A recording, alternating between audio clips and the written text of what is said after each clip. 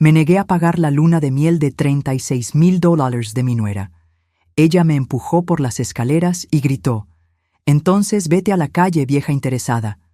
Tiró mi ropa a la calle y yo me fui sin rumbo. Una semana después, un hombre de traje tocó a su puerta. «Me alegra tenerte aquí. Sigue mi historia hasta el final y comenta desde qué ciudad me estás viendo. Así podré ver hasta dónde ha llegado mi historia». ¿$36,000? Las palabras salieron de mi boca como un susurro incrédulo. Estaba parada en la sala de mi propia casa, mirando a mi nuera Emiliana, que sostenía en sus manos un folleto brillante de un resort en las Maldivas. «Sí, Aurora», dijo con esa sonrisa calculadora que había aprendido a reconocer después de 3 años. «David y yo queremos algo especial para nuestra luna de miel, algo que recordemos para toda la vida». David, mi único hijo, estaba sentado en el sofá, evitando mi mirada. A los 32 años, seguía comportándose como un adolescente cuando se trataba de enfrentar situaciones difíciles. Lo había criado sola después de que su padre muriera cuando él tenía apenas 8 años, trabajando dobles turnos en la fábrica textil para que no le faltara nada. «Mijo», le dije dirigiéndome a David, «¿tú también crees que es razonable gastar esa cantidad en una luna de miel?». Emiliana se adelantó antes de que él pudiera responder. «Aurora, entiendo que para ti puede parecer mucho dinero, pero David me merece lo mejor. Además, no es como si no tuvieras los recursos». Sentí un nudo en el estómago. Era cierto que había trabajado toda mi vida y había ahorrado, pero también era cierto que en los últimos años había gastado una fortuna en ellos. La boda había costado $22,000, el enganche de su casa, $15,000. Los muebles, la decoración, las vacaciones constantes que Emiliana necesitaba para su salud mental. «No es que no quiera darles una buena luna de miel», traté de explicar, «pero $36,000 es... ¿Es qué?». Emiliana se puso de pie abruptamente, sus ojos brillando con esa furia que mantenía cuidadosamente escondida cuando David no estaba presente. «¿Es demasiado para tu nuera? ¿Para el hijo que tanto dices amar?». «Emiliana, por favor, cálmate», murmuré, sintiendo cómo la tensión llenaba la habitación. «No me voy a calmar». Su voz se elevó peligrosamente. «Estoy harta de tus excusas tacañas. David se merece una esposa que sea apoyada por su familia». David finalmente levantó la vista. «Mamá, Emi tiene razón. Hemos estado planeando esto por meses». «¿Planeando gastar mi dinero por meses?». Las palabras salieron más duras de lo que pretendía. Fue como si hubiera encendido una mecha. Emiliana se acercó a mí con pasos firmes, su rostro transformado por la rabia. «¡Tu dinero! ¡Tu dinero!», gritó. «David es tu hijo. Todo lo que tienes debería ser para él, para nosotros. Pero eres tan egoísta que prefieres tener tu dinero guardado como una rata avarienta». «Emi, ya basta», dijo David. Pero su voz sonaba débil, sin convicción. «No, David, tu madre necesita escuchar esto». Emiliana me señaló con el dedo. «Has estado controlándonos con tu dinero desde que nos casamos. Cada peso que nos das viene con condiciones, con juicios, con esa actitud de superioridad». Mi corazón comenzó a latir aceleradamente. «Yo nunca he puesto condiciones». «¡Mentira!». Emiliana se acercó más. «Siempre tienes algo que decir sobre cómo gastamos el dinero, sobre nuestras decisiones. Actúas como si fueras la dueña de nuestras vidas». «Solo quiero que sean responsables. No queremos tu opinión». Su grito me hizo dar un paso hacia atrás. «Queremos que nos apoyes como debe ser. David trabajó toda su vida cuidándote, siendo el hijo perfecto, y ahora que tiene una esposa que lo ama de verdad, sales con tus mezquindades». Miré a David buscando apoyo, alguna palabra en mi defensa, pero él miraba al suelo como si el diseño de la alfombra fuera fascinante. «Mijo», susurré, «di algo». David levantó la vista por un momento y lo que vi en sus ojos me destrozó. No había amor, no había gratitud por todos los sacrificios que había hecho por él. Solo había molestia, como si yo fuera un obstáculo en su camino hacia la felicidad.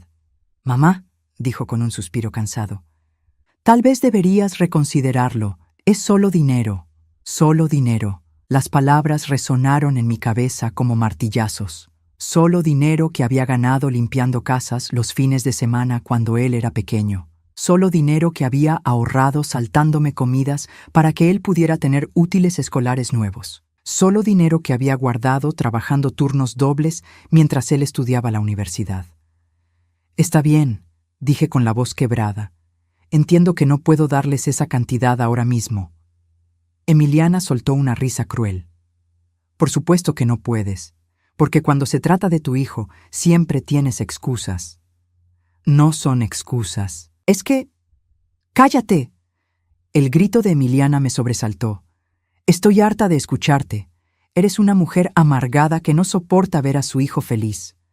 Se acercó tanto que pude sentir su aliento en mi cara. ¿Sabes qué? Ni siquiera queremos tu dinero sucio. David y yo encontraremos la manera de tener la luna de miel que merecemos, sin ayuda de una vieja tacaña y egoísta. Emi, ya es suficiente, dijo David, pero seguía sin moverse del sofá. No, David, tu madre necesita saber cuál es su lugar. Emiliana me empujó hacia atrás con ambas manos.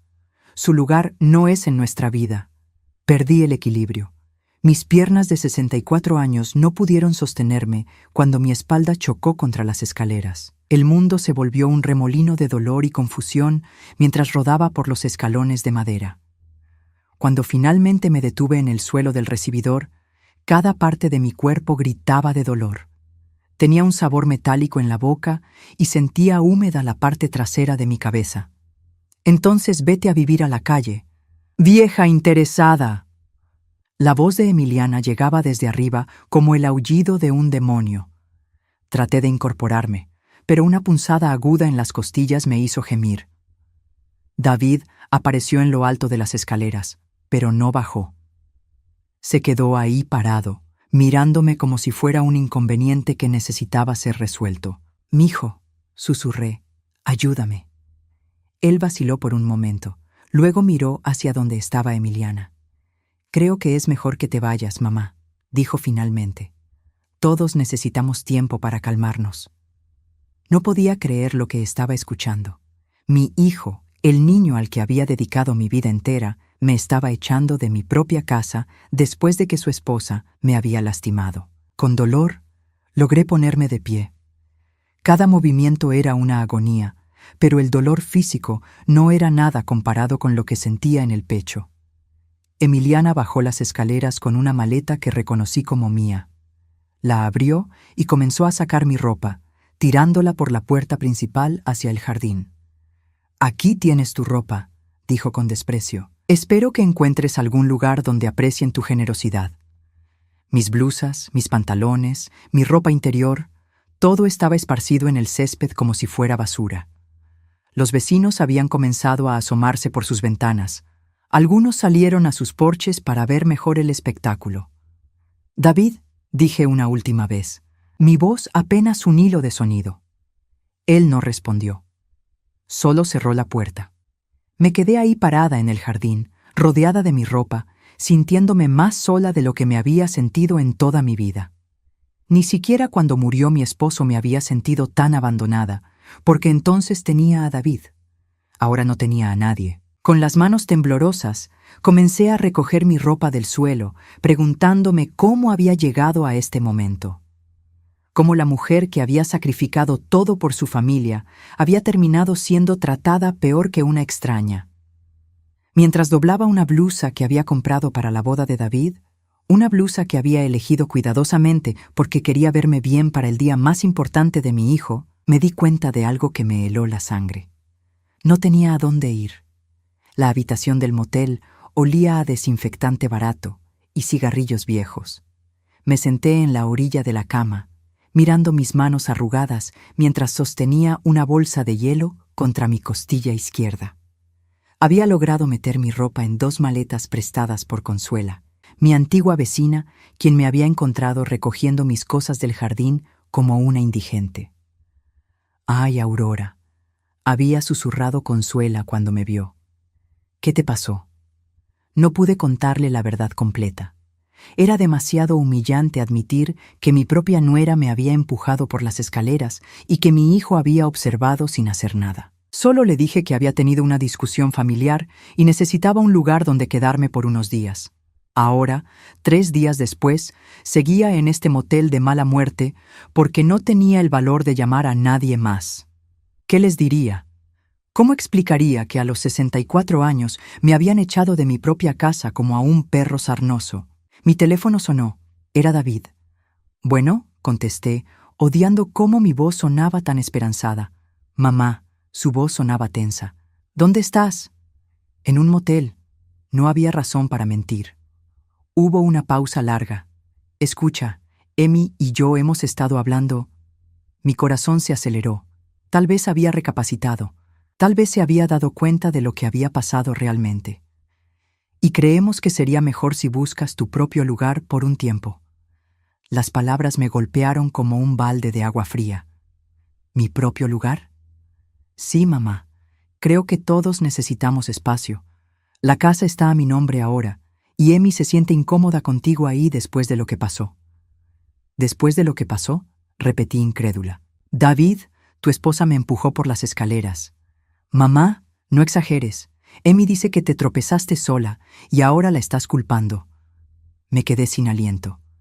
¿Te parece que me tropecé sola? Tengo moretones en todo el cuerpo. Las personas mayores se caen, mamá. Pasa todo el tiempo. Personas mayores, como si fuera una anciana decrépita que se cae por su propia torpeza, como si los 32 años que había pasado cuidándolo no significaran nada. David, dije lentamente, esa casa era mía antes de que te la pasara. Trabajé 40 años para pagarla. Y te agradezco eso, mamá, pero ahora es mía, y mi esposa tiene derecho a sentirse cómoda en su propio hogar. Su esposa. No Emi o Emiliana, su esposa, como si yo fuera una extraña que había invadido su territorio. ¿Y dónde se supone que viva? No sé, mamá. Puedes rentar algo pequeño, tienes tus ahorros. Mis ahorros. El dinero que había guardado para emergencias, para gastos médicos cuando fuera más vieja, para dejarle algo a él cuando muriera. Ahora se suponía que lo usara para pagar renta, porque mi hijo había decidido que su madre ya no era bienvenida en la casa que ella había construido. David, traté una vez más. ¿Recuerdas cuando tenías 8 años y tuviste neumonía? Trabajé 3 empleos para pagar el hospital porque no teníamos seguro médico. Sí, mamá, lo recuerdo. ¿Y cuando querías estudiar ingeniería y no teníamos dinero para la universidad? Mamá, ¿a dónde quieres llegar? Limpié oficinas por las noches durante 4 años para pagar tu carrera. Llegaba a casa a las 2 de la mañana y me levantaba a las 6 para ir a mi trabajo de día. Un suspiro pesado del otro lado de la línea. Nadie te pidió que hicieras eso. Las palabras me perforaron el pecho como balas. Nadie me pidió que lo hiciera. Como si sacrificar mi juventud, mi salud, mis oportunidades por él hubiera sido una decisión egoísta de mi parte. Tienes razón, dije con la voz quebrada. Nadie me lo pidió. Lo hice porque te amaba. Mamá, yo también te amo, pero Emi tiene razón. Has estado tratando de controlarnos con el dinero. Cada vez que nos das algo, actúas como si nos debieras. ¿Cuándo he hecho eso? Cuando compramos los muebles de la sala, te quejaste de que eran muy caros.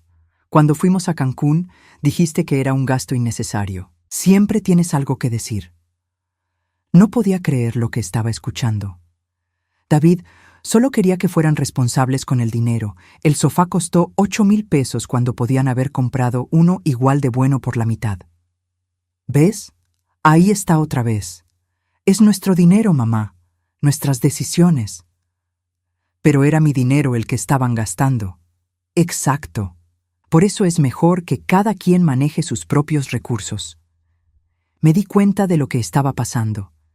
Emiliana había pasado 3 años envenenando la mente de David contra mí, haciéndole creer que mi preocupación por su bienestar financiero era una forma de control. Había convertido mi amor en algo tóxico. ¿Desde cuándo piensas esto de mí?, pregunté. Desde hace tiempo, mamá. Emi me ayudó a verlo con claridad. Por supuesto que lo hizo.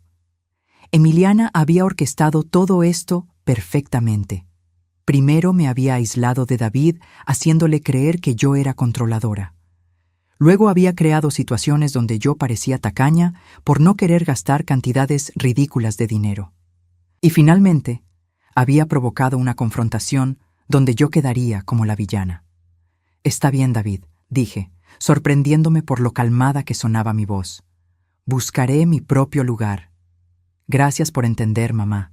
Es lo mejor para todos. Solo una pregunta más». «¿Cuál?» «Cuando eras niño y tenías pesadillas, ¿quién se quedaba despierta contigo toda la noche?» «¿Mamá?» «Cuando te fracturaste el brazo a los 12 años y te daba miedo la operación, ¿quién durmió en el hospital contigo?» «¿Por qué me preguntas eso?» «Cuando tu papá murió y llorabas porque los otros niños se burlaban de que no tenías padre, ¿quién te secaba las lágrimas y te decía que eras el hombre más valiente que conocía?» Silencio. Era yo, David. En todos esos momentos, era yo. Y ahora tu esposa te dice que salte de una casa que yo pagué, que construí para ti, y tú le obedeces sin cuestionarlo. «Mamá, el pasado es el pasado». «No, el pasado. Mijo, el pasado es lo que nos define. Y lo que me define a mí es que fui una buena madre. Lo que te define a ti es lo que estás haciendo ahora». Colgué antes de que pudiera responder. Me quedé sentada en la cama del motel, mirando las paredes descascaradas y preguntándome cuándo había perdido a mi hijo. ¿Había sido gradual? ¿O había un momento específico donde Emiliana había logrado convencerlo de que su madre era el enemigo? Recordé la primera vez que David trajo a Emiliana a casa. Era hermosa, eso no podía negarlo. Cabello rubio largo, ojos verdes, una sonrisa que iluminaba la habitación. Pero había algo en la manera en que me miraba, como si estuviera evaluándome. «Su casa es acogedora», había dicho, mirando alrededor de mi sala con una sonrisa que no llegaba a sus ojos. Acogedora. Una palabra que sonaba como un cumplido, pero que en realidad significaba pequeña y anticuada. Después empezaron los comentarios pequeños. «¿Aurora? ¿No crees que David merece tener cosas más bonitas? Ay, qué lástima que David tuvo que crecer sin lujos. Debe haber sido difícil para él no tener todo lo que sus amigos tenían». Cada comentario era como una pequeña puñalada, diseñada para hacerme sentir culpable por no haber podido darle más a David. Y funcionó. Empecé a gastar más dinero en él, a comprarle cosas que no necesitaba, a demostrarle que podía ser generosa, pero nunca era suficiente. Siempre había algo más que Emiliana necesitaba, algo más que David merecía. Y ahora estaba aquí, sola en un motel barato, pagando las consecuencias de haber permitido que una manipuladora destruyera la relación con mi hijo. Pero mientras miraba mi reflejo en el espejo manchado del baño, algo cambió en mi interior. Durante 3 años había permitido que Emiliana me hiciera sentir como si fuera yo la que estaba equivocada. Había dudado de mis instintos. Había cuestionado mi amor por David. Había aceptado ser tratada como una extraña en mi propia familia. No más. Si David había elegido a una mujer que lo manipulaba sobre la madre que lo había criado, esa era su decisión. Pero yo no tenía que seguir siendo víctima de esa decisión. Era hora de recordar quién era Aurora Mendoza antes de convertirse en la mamá de David. Era hora de recordar que tenía valor más allá de lo que podía dar a otros. Y tenía la sensación de que pronto iba a necesitar recordar esa fuerza, porque algo me decía que esta historia apenas comenzaba. Tomé mi teléfono y marqué un número que no había usado en años. «Licenciado Herrera, soy Aurora Mendoza. Necesito verlo mañana por la mañana.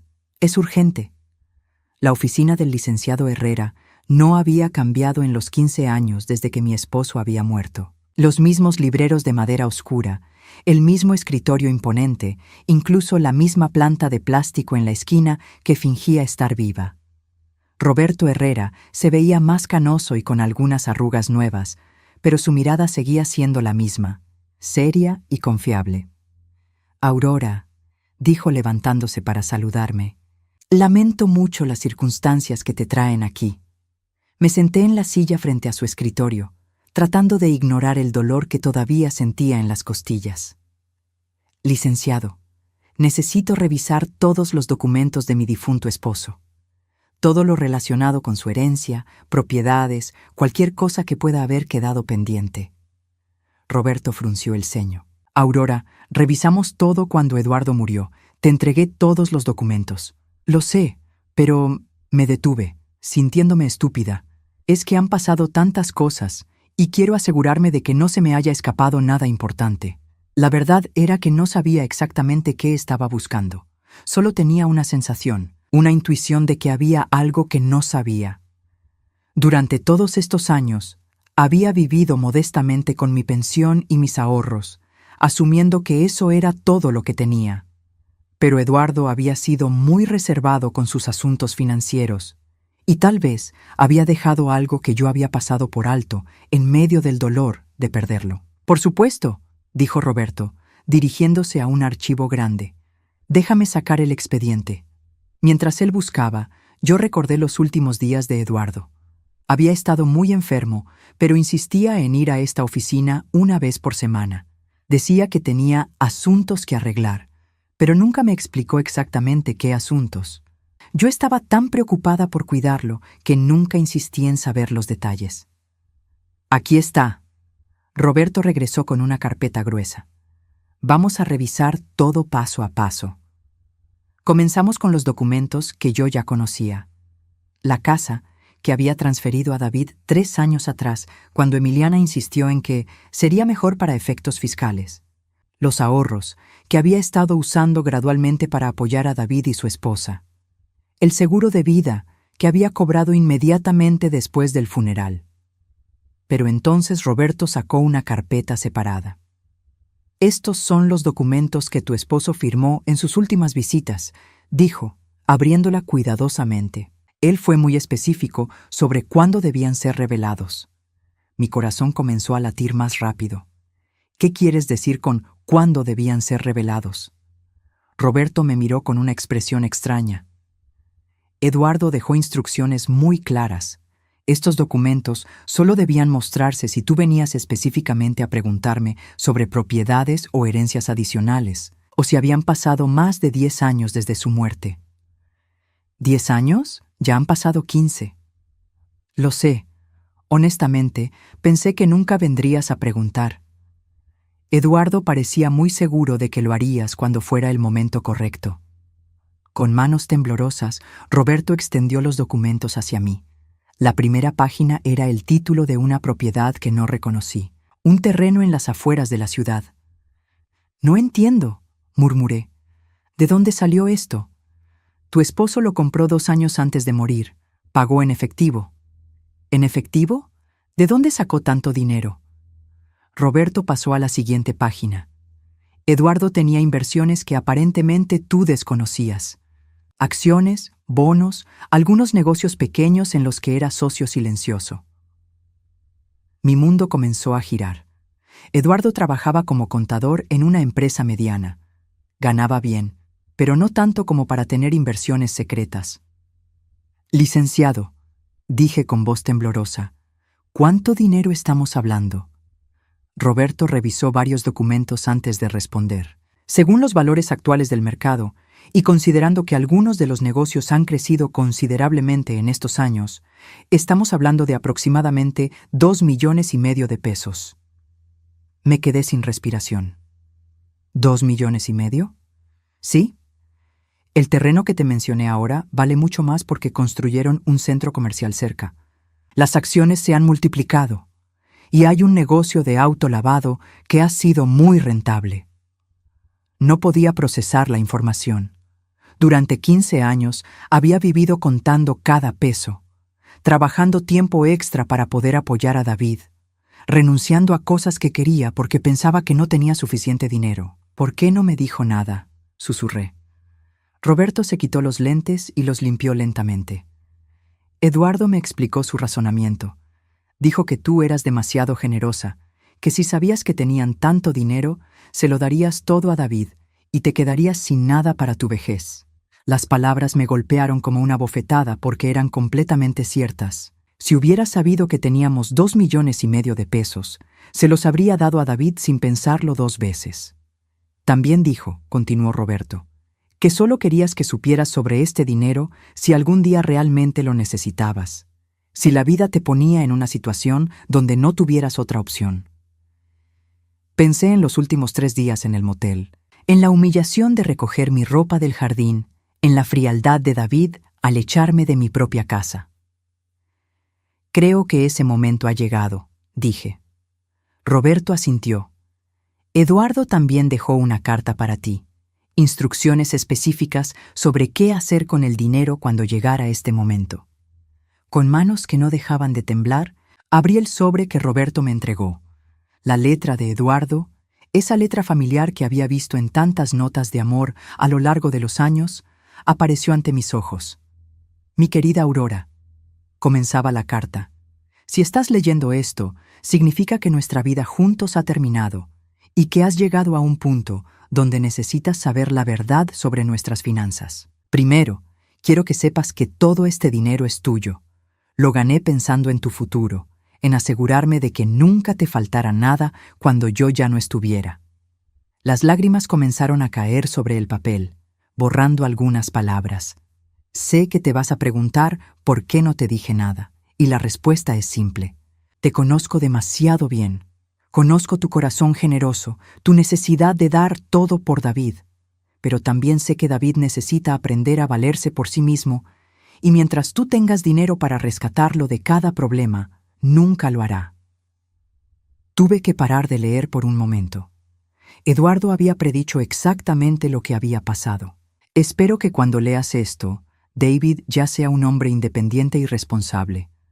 Pero si no es así, si de alguna manera ha abusado de tu generosidad hasta el punto de dejarte sin nada, entonces es hora de que uses este dinero para ti misma. La siguiente parte de la carta me dejó helada. Aurora, hay algo más que necesitas saber. He estado investigando a la novia de David, Emiliana Santos. Contraté a un investigador privado porque algo en ella me daba mala espina. Los reportes están en el sobre amarillo que Roberto tiene. Te sugiero que los leas cuidadosamente antes de tomar cualquier decisión sobre el futuro. Miré a Roberto con ojos muy abiertos. ¿Hay un sobre amarillo? Sin decir palabra, Roberto abrió el cajón de su escritorio y sacó un sobre amarillo grueso. Me lo entregó con expresión solemne. Tu esposo me pidió que te diera esto solo si llegabas a preguntar por la herencia adicional. Dijo que si las cosas estaban bien entre tú y David, y nunca sería necesario que vieras esto. Con dedos temblorosos, abrí el sobre. Dentro había fotografías, documentos, reportes. El investigador había seguido a Emiliana durante meses antes de que Eduardo muriera. Las fotografías mostraban a Emiliana entrando y saliendo de casas caras, cenando en restaurantes elegantes con hombres mayores que claramente no eran David. Los reportes detallaban cómo había estafado a su novio anterior, un hombre de 60 años que le había dado su tarjeta de crédito y después había descubierto deudas por cientos de miles de pesos. Había transcripciones de conversaciones telefónicas donde Emiliana hablaba con amigas sobre su plan para pescar a un hombre con una madre rica. En una de ellas decía textualmente: «La vieja parece que tiene dinero guardado. Solo tengo que ser paciente y convencer a David de que él merece todo lo que ella tiene». Mi sangre se heló cuando leí la última transcripción, de una llamada hecha apenas una semana antes de que Eduardo muriera. «No importa lo que tenga que hacer», decía la voz de Emiliana. «Esa vieja se va a quedar sin un peso. David es muy manipulable, y cuando ella esté fuera del camino, todo va a ser nuestro». El sobre se me cayó de las manos, esparciendo los documentos por el suelo de la oficina. Eduardo sabía, susurré. Sabía exactamente qué tipo de persona era Emiliana. Roberto asintió gravemente. Por eso fue tan específico con sus instrucciones. Quería protegerte, pero también quería que David tuviera la oportunidad de darse cuenta por sí mismo del error que estaba cometiendo. Pero David nunca se dio cuenta. No. y ahora tú tienes que decidir qué hacer con esta información. Me quedé sentada en esa oficina durante lo que parecieron horas, aunque probablemente fueron solo minutos. Todo mi mundo había cambiado en el espacio de una mañana. No solo tenía recursos que nunca supe que existían, sino que tenía prueba de que Emiliana había estado manipulando a David desde el principio. La pregunta era, ¿qué iba a hacer con esa información? Licenciado, dije finalmente, necesito tiempo para procesar todo esto, pero por ahora, ¿puede ayudarme a acceder a parte de estos fondos? Necesito salir de ese motel. Por supuesto. ¿Cuánto necesitas? Por primera vez en días, sonreí. Suficiente para comprar una casa bonita y tal vez algo más. Cuando salí de la oficina del licenciado Herrera esa tarde, ya no era la misma mujer que había entrado esa mañana. Ya no era la viuda pobre que había sido humillada por su nuera y abandonada por su hijo. Era una mujer con recursos, con información y con un plan que apenas comenzaba a formarse en mi mente. Emiliana había jugado un juego peligroso, apostando que yo era demasiado débil para defenderme. Había calculado mal. Muy mal. 2 semanas después de mi visita al licenciado Herrera, me mudé a una casa pequeña pero elegante en el otro lado de la ciudad. Era un lugar que había encontrado por casualidad mientras buscaba apartamentos, una casa de 2 recámaras con un jardín lleno de flores que la dueña anterior había cuidado con amor. Cuando vi el precio, pensé que había un error, pero resulta que la señora necesitaba venderla rápido para mudarse con su hija. La compré en efectivo. Por primera vez en 15 años, tenía un hogar que era completamente mío, donde nadie podía echarme, donde no tenía que pedir permiso para cambiar los muebles o pintar las paredes. Era una sensación extraña y liberadora a la vez. Pero mi nueva casa tenía una ventaja adicional que no había planeado.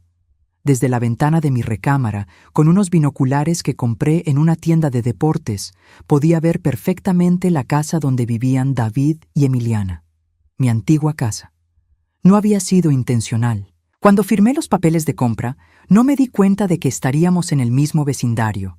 Fue hasta que estaba desempacando mis cosas en la recámara principal que vi esa vista familiar a lo lejos y me di cuenta de dónde estaba. El destino, pensé, tenía sentido del humor. Los primeros días no los observé. Estaba demasiado ocupada instalándome, comprando muebles nuevos, aprendiendo a vivir sola después de tantos años de preocuparme por otros. Pero una tarde, mientras tomaba café junto a la ventana, los vi discutiendo en el jardín. Era imposible no mirar.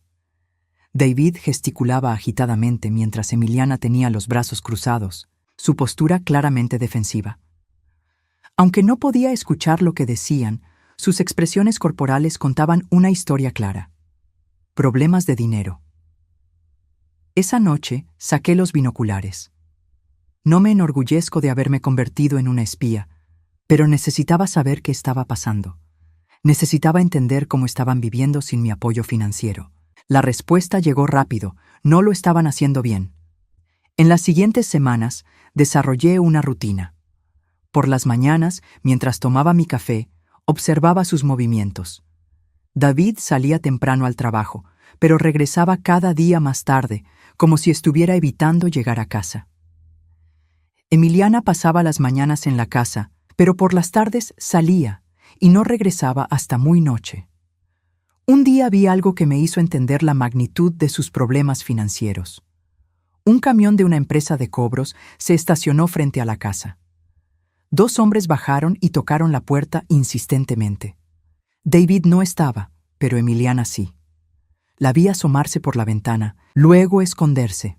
Los hombres esperaron casi 1 hora antes de irse, pero pegaron algo en la puerta antes de marcharse. Esa noche, cuando ya era oscuro, caminé hasta mi antigua casa. La nota que habían pegado era una notificación de embargo por falta de pago de la hipoteca. Mi hipoteca. La hipoteca que yo había estado pagando durante los últimos 3 años después de transferirles la casa. Me quedé parada ahí en la oscuridad, leyendo esa notificación, sintiendo una mezcla de satisfacción y tristeza. Satisfacción porque mi retiro del apoyo financiero había tenido consecuencias inmediatas. Tristeza porque la casa que había sido mi hogar por tantos años estaba en peligro. Pero más que nada, sentí curiosidad. ¿En qué habían gastado el dinero que debería haber ido a la hipoteca? La respuesta llegó algunos días después, cuando vi a Emiliana descargar bolsas de una tienda de diseñadores de su auto. Bolsas y bolsas de ropa cara, zapatos, cosméticos. Al día siguiente, David llegó a casa en un auto nuevo, un BMW plateado que definitivamente no tenían cuando yo vivía con ellos. Habían gastado el dinero de la hipoteca en lujos. Esa realización me llenó de una furia fría. Mientras me trataban como una vieja tacaña por no querer pagar una luna de miel de 36,000 pesos, ellos estaban comprando autos de lujo con el dinero que debería haber protegido la casa, pero lo que más me molestó fue darme cuenta de que David lo sabía.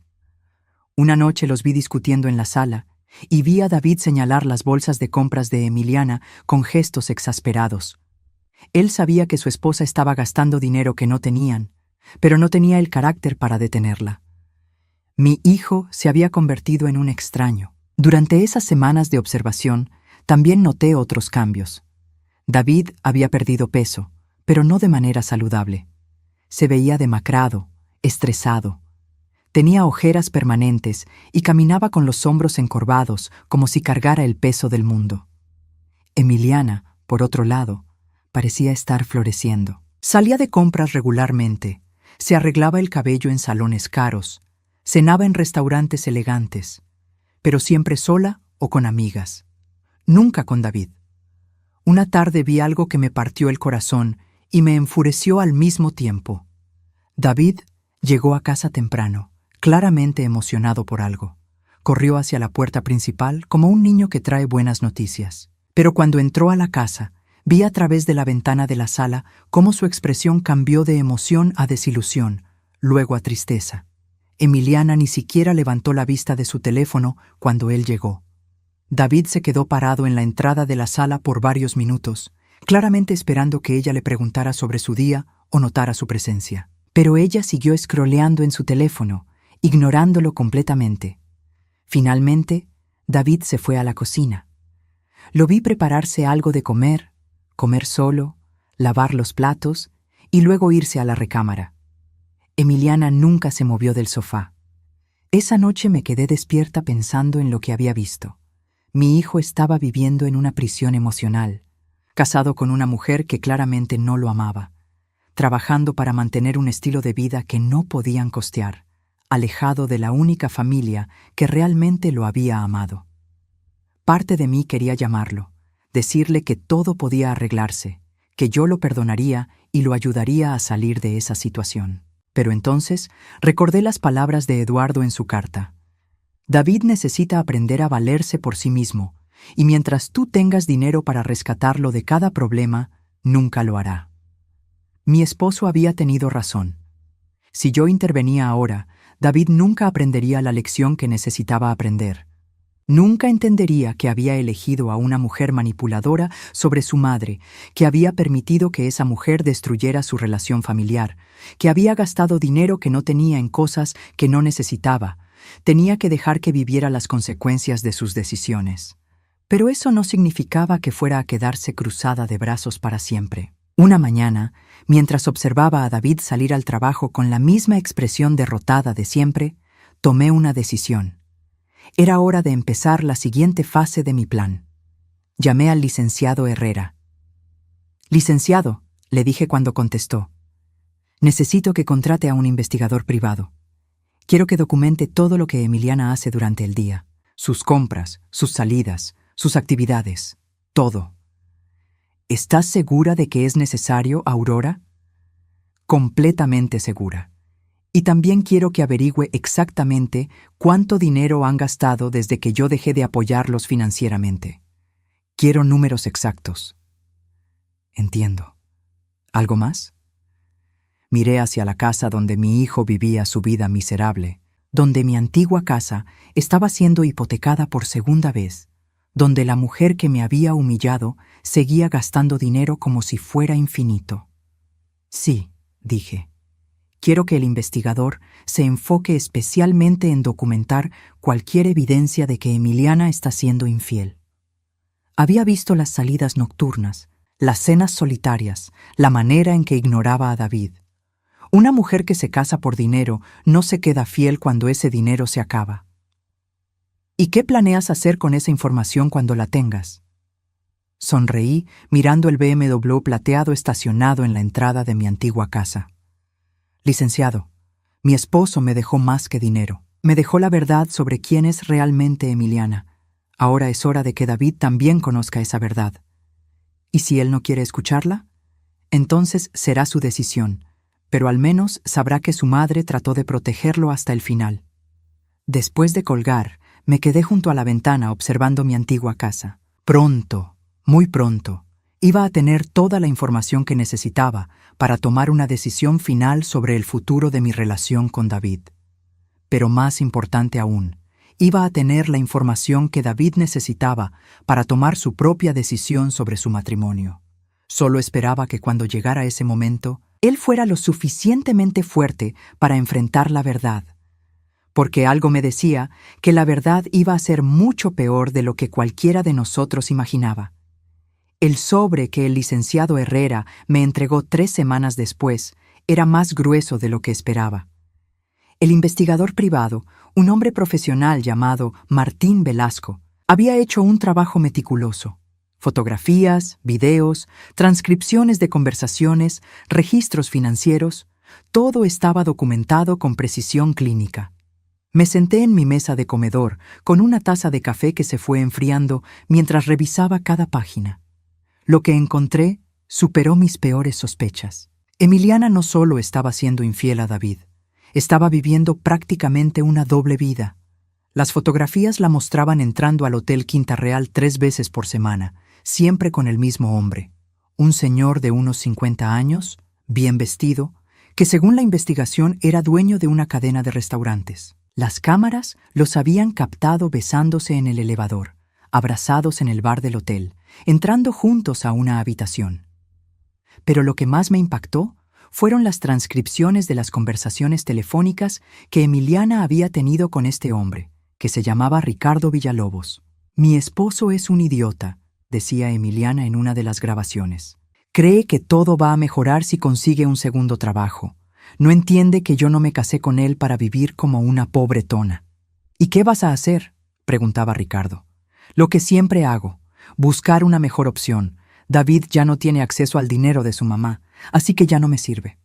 Mi sangre se heló cuando leí la siguiente parte. «¿No te da lástima?», insistía Ricardo. «¿Lástima? Por favor.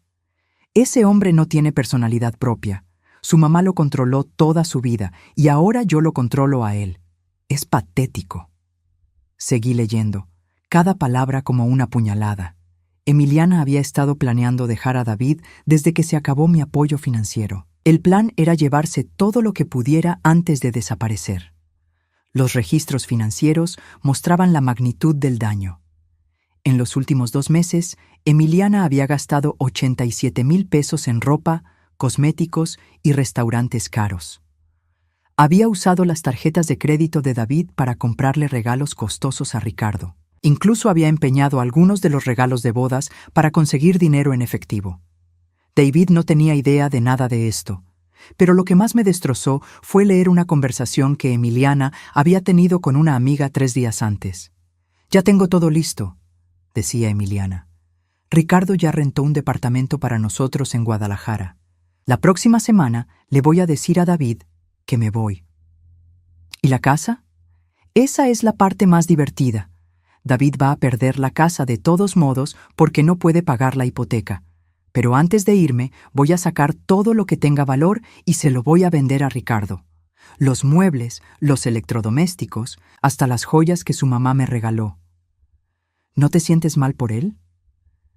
Emiliana se había reído, una risa cruel que me hizo temblar las manos. «¿Por qué debería sentirme mal?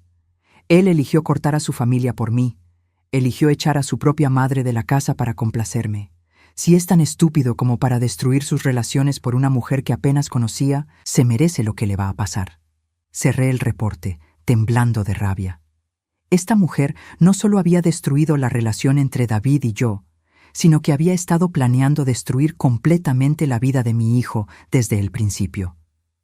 David iba a perder su casa, su dinero, y a la única persona que realmente lo había amado, su madre. Todo porque había sido manipulado por una sociópata que nunca había sentido nada por él. Miré hacia la ventana, hacia mi antigua casa donde David probablemente estaba en este momento, sin saber que su mundo estaba a punto de colapsar. Tenía que hacer algo. ¿Pero qué? ¿Llamar a David y contarle todo? Después de cómo me había tratado, después de haber elegido a Emiliana sobre mí repetidamente, ¿por qué debería protegerlo? La respuesta llegó cuando recordé una fotografía que tenía en mi mesita de noche. David a los 10 años, abrazándome después de una pesadilla, diciéndome que yo era la mujer más valiente del mundo, sin importar lo que había pasado entre nosotros, sin importar cómo me había lastimado. David seguía siendo mi hijo. Y los hijos cometen errores, a veces errores terribles, pero eso no significaba que merecían ser destruidos por esos errores. Tomé mi teléfono y marqué el número que había bloqueado semanas atrás. «Bueno». La voz de David sonaba cansada. «David, soy tu mamá». Un silencio largo. «Mamá, no es buen momento para...» «David, necesitas escucharme. Tu vida está en peligro». «¿Qué? ¿De qué hablas?» «Emiliana te va a dejar, esta semana. Ya tiene todo planeado». Otra pausa, más larga. «Mamá, no sé qué estás tratando de hacer, pero...» «Tu esposa tiene un amante. Se llama Ricardo Villalobos. Han estado viéndose en el Hotel Quinta Real 3 veces por semana durante los últimos 2 meses. Eso es ridículo. David, tengo fotografías». «¿Fotografías? ¿Me estás espiando?» Su voz sonaba más enojada que sorprendida, lo que me confirmó que en el fondo él ya sabía que algo estaba mal. «No te estoy espiando a ti. Estoy protegiendo a mi hijo de una mujer que lo está usando». «Mamá, no voy a escuchar esto». «Entonces solo escucha esto. Revisa las tarjetas de crédito. Fíjate en qué ha estado gastando Emiliana y pregúntate por qué llega tan tarde a casa todas las noches. Emiliana está buscando trabajo». «David», lo interrumpí. «¿Cuándo fue la última vez que tu esposa te dijo que te amaba sin que tú se lo dijeras primero?» Silencio.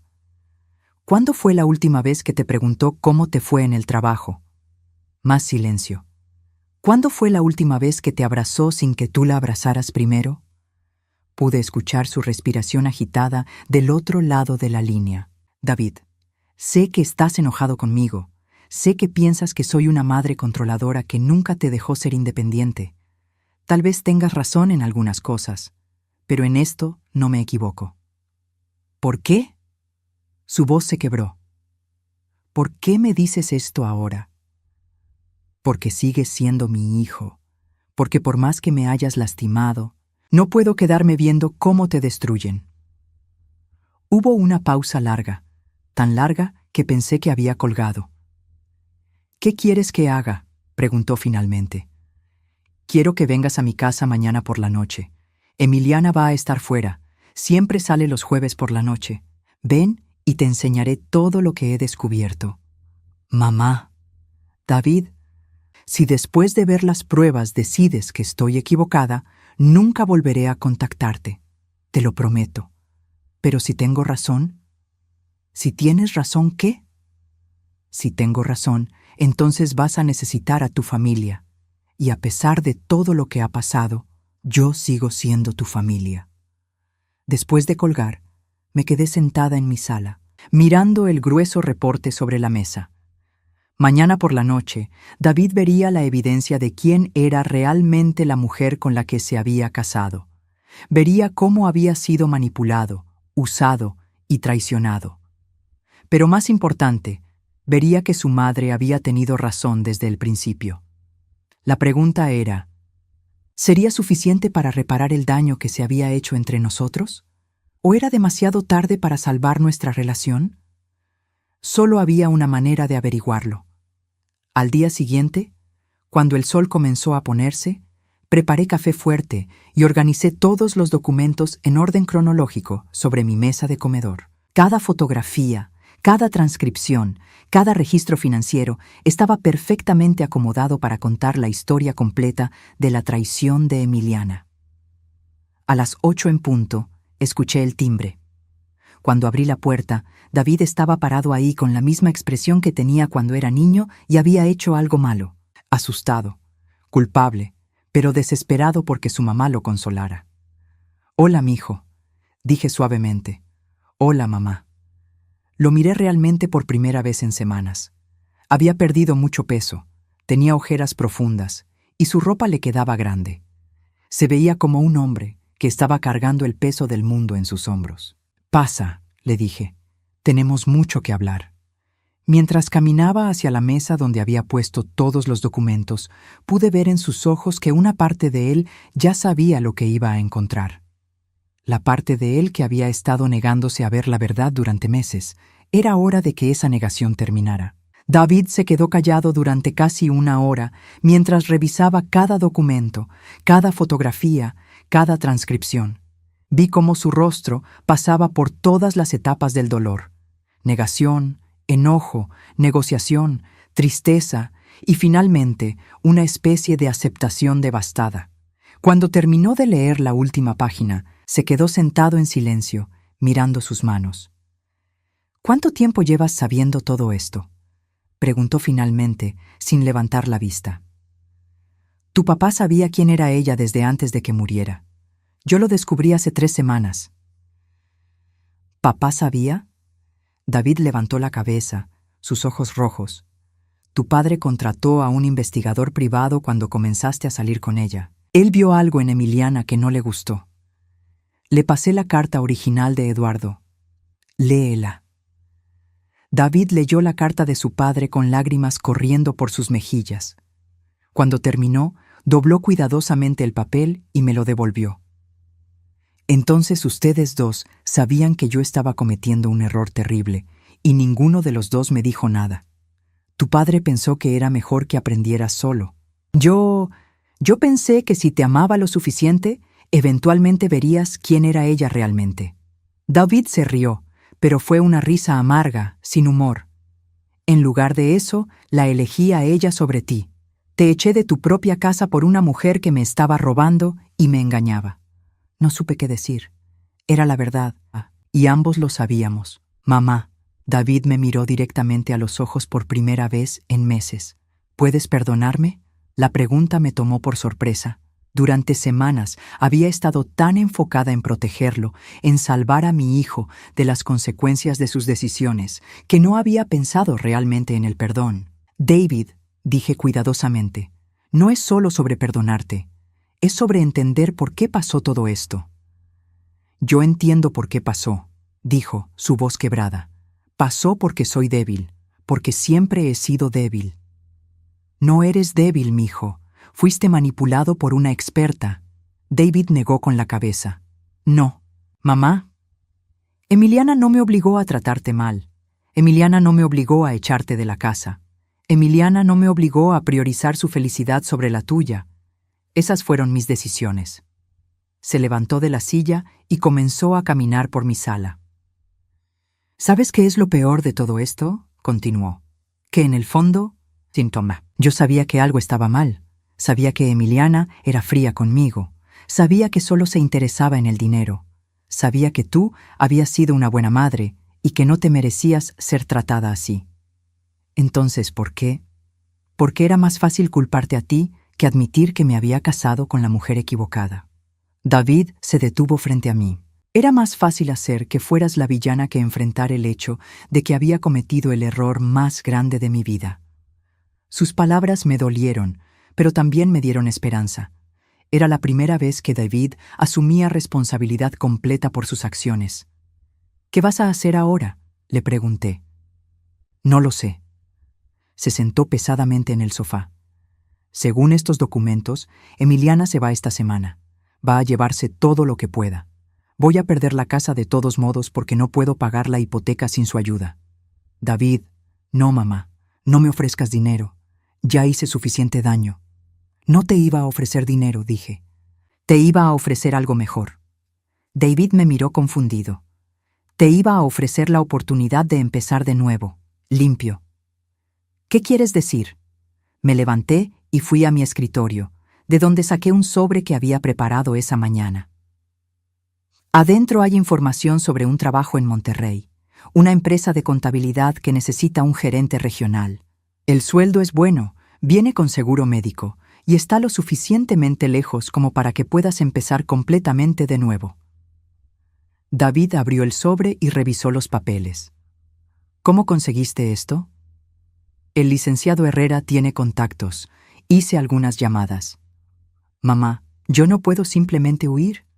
No es huir, David. Es ser inteligente. Cuando Emiliana se vaya, va a intentar llevarse todo lo que pueda. Va a tratar de destruirte completamente porque está enojada de que ya no tienes dinero para darle. Si te quedas aquí, vas a pasar los próximos años lidiando con las consecuencias de sus decisiones. David leyó toda la información sobre el trabajo. ¿Y qué pasa contigo? ¿Qué pasa conmigo? Si me voy a Monterrey, ¿cómo vamos a reconstruir nuestra relación? La pregunta me sorprendió. ¿Quieres reconstruir nuestra relación? Más que nada en el mundo, dijo, y por primera vez en años vi al niño que había criado. Mamá, he sido un hijo terrible. He sido un ingrato, manipulable y cobarde. Pero si me das otra oportunidad, te prometo que voy a ser mejor. Sentí lágrimas corriendo por mis mejillas. David, por supuesto que quiero reconstruir nuestra relación, pero tiene que ser diferente esta vez. ¿Diferente cómo? Tú tienes que aprender a ser independiente de verdad. No puedes depender de mí para rescatarte cada vez que las cosas se pongan difíciles. Y yo tengo que aprender a no tratar de controlar tu vida, aunque esté preocupada por ti. David asintió. Tienes razón. Si tomas ese trabajo en Monterrey, vas a estar por tu cuenta. Vas a tener que reconstruir tu vida con tus propias decisiones, tu propio dinero, tu propio esfuerzo. ¿Y nuestra relación? Nuestra relación va a ser construida sobre respeto mutuo, no sobre dinero, no sobre obligaciones, no sobre culpa, solo sobre amor. David se quedó callado por un largo momento. ¿Qué pasa si fallo otra vez?, preguntó finalmente. Todos fallamos, mijo. Lo importante es aprender de los errores y no repetirlos. ¿Y si Emiliana trata de contactarme? ¿Si trata de convencerme de que regrese con ella? Entonces vas a tener que ser lo suficientemente fuerte para decir que no. David respiró profundamente. Voy a tomar el trabajo. ¿Estás seguro? Estoy seguro. Es hora de que aprenda a ser el hombre que debería haber sido desde el principio. Esa noche, David se quedó en mi casa. Dormimos hasta tarde por primera vez en años, y por la mañana hicimos el desayuno juntos como cuando él era pequeño. No hablamos de Emiliana, no hablamos del pasado, solo disfrutamos estar juntos como madre e hijo. A mediodía, David regresó a mi antigua casa para recoger sus cosas más importantes antes de que Emiliana regresara. Según el investigador, ella estaría fuera todo el día haciendo los preparativos finales para su mudanza. 2 horas después, David regresó con una maleta pequeña. ¿Eso es todo?, le pregunté. Es todo lo que necesito, dijo. Todo lo demás son solo cosas. Esa tarde, mientras David hacía llamadas para arreglar su mudanza a Monterrey, yo me senté en mi jardín pensando en todo lo que había pasado. Había perdido a mi hijo por 3 años. Había sido humillada, lastimada y abandonada por las personas que más amaba. Había tenido que reconstruir mi vida desde cero a los 64 años. Pero también había descubierto una fuerza que no sabía que tenía. Había aprendido que podía ser feliz por mi cuenta. Había aprendido que mi valor no dependía de cuánto podía dar a otros. Y más importante, había recuperado a mi hijo. No el hijo dependiente que había criado, sino un hombre que finalmente estaba listo para asumir responsabilidad por su propia vida.